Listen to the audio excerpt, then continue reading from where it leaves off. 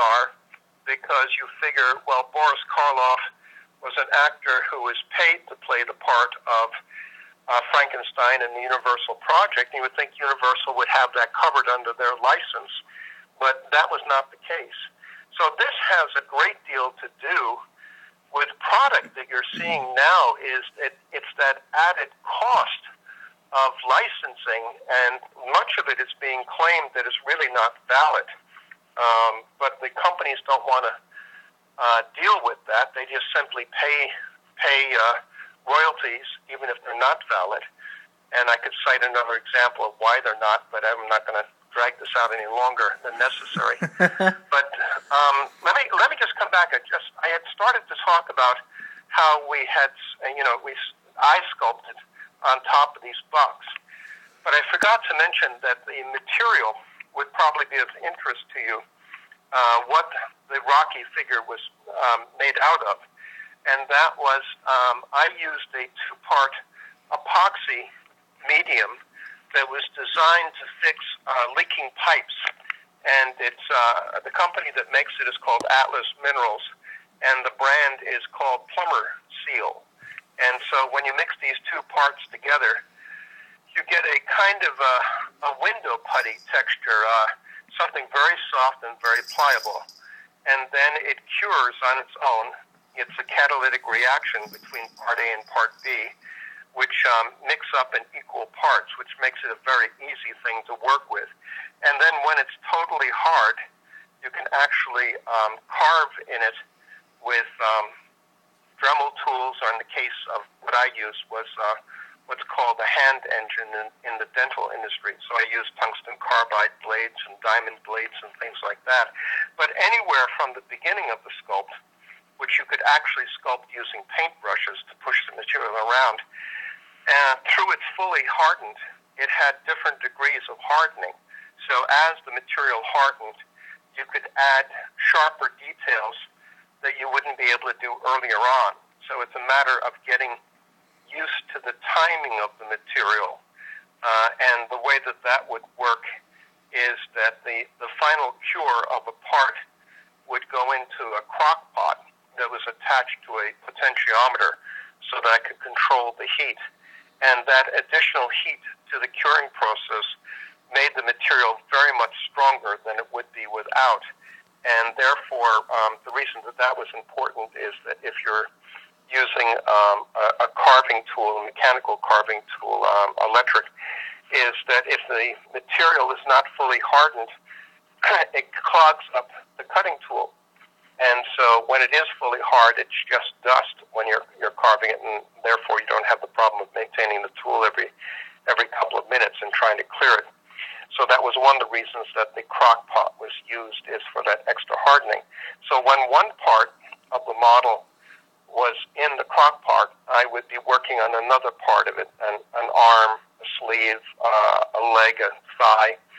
And also, when the bust was completed on the Rocky figure, a rubber mold was made, and then I had a ball joint which goes into the neck. That was a buck also, and these were green. These acrylic castings, I think they were acrylic and not urethane, were green. And I could then put the sculpting material into a rubber mold and make a casting, a push casting in the rubber mold, and at the same time form the buck into it, so that when it came out, the head was attached to the ball joint of the neck, and that would go into the torso. So that might be of interest to your listeners. I'm not sure.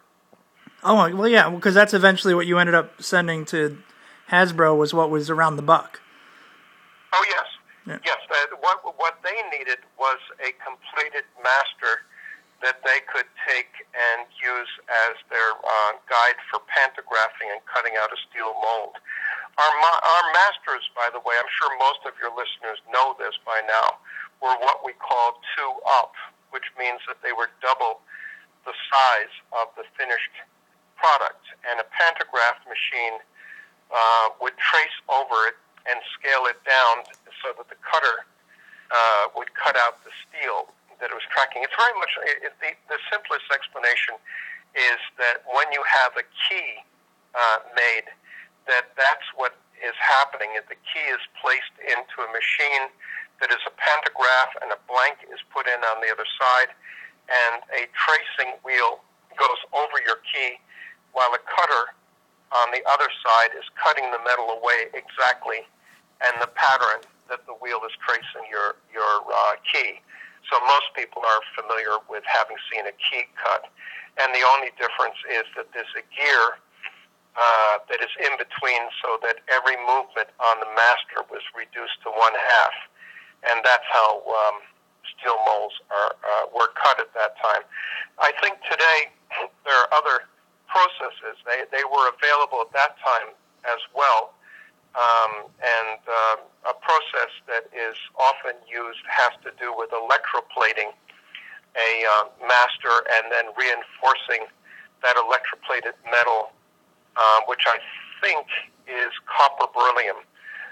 That's reinforced with a hard epoxy or some other material. But these molds are temporary. They don't last. They don't have the strength to stand up to the amount of injection molded pieces that come out of a steel mold. And as you probably know, a G.I. Joe character would be in production for 2 years before it was replaced by a new character. And in that 2 years' time, they would produce 500,000 a year, so making it 1 million G.I. Joes of one particular character. And I guess you would know this better than I, that they just went all out around the world. Oh, yeah, I mean, well, and in the countries where it wasn't, they were making their own. Well, this I wouldn't know. I would imagine that they either made their own or they did variations. And I know that I think there was a period, and you would know this better than I, because I stopped working with Hasbro either in 1990 or 1991, and I think there was a period where I know that they were reproducing earlier sculpts that I had made with new color schemes, but wasn't there also a period where they were doing mixing and matching of different parts? Yeah, I don't know.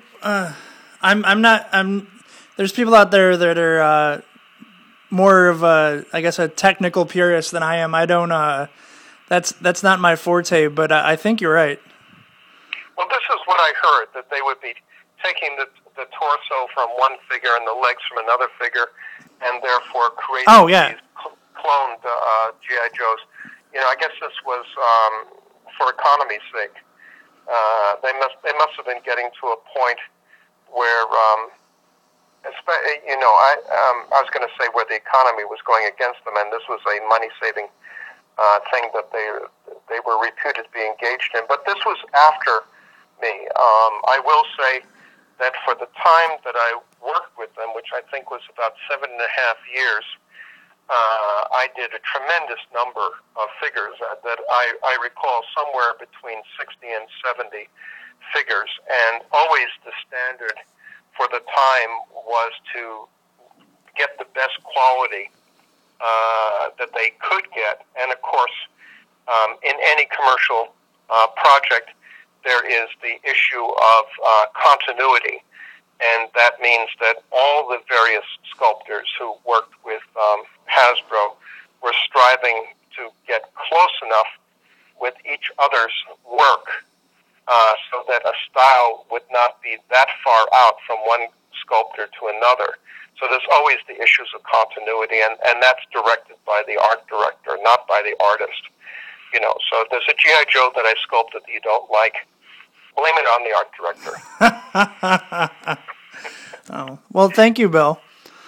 Well, Gary, it's always a pleasure, and thank you for calling, and I hope everything is going well with you, and my regards also to Josh, and call again. It's great to talk with you. Oh, well, hope this has been useful. Oh, very much so. Thank you very much.